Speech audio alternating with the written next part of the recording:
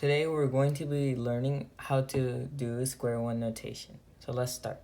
To do a slash move, you do it like this, which is like an R2 move in a 3-bit. A corner is worth 2 degrees while an edge is worth 1 degree. In an algorithm, it says parentheses with numbers in it.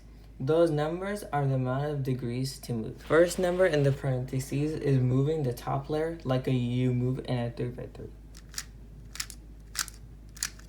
The second number in the parentheses is moving the bottom layer like a D move in a 3x3.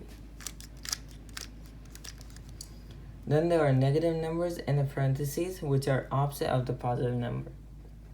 For example, it is like comparing a U and a U prime move in a 3x3. So like this. This is like positive and this is negative. Because you move top layer this way in the positive side and you move this way. And that's for the first number. For the second number, you move this way for the positive and this way for the negative. Now I will show you an example on how to use this in an algorithm. Example algorithm will be using /3 3. So let's do it. Slash is like this.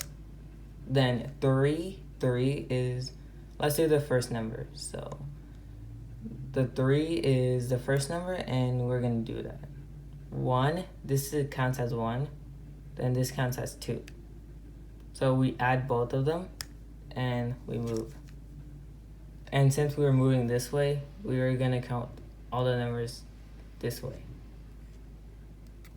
Then for this, we're gonna count all the numbers here because we're moving this way. So 1 and 2, so that's 3. That's how you do an example algorithm.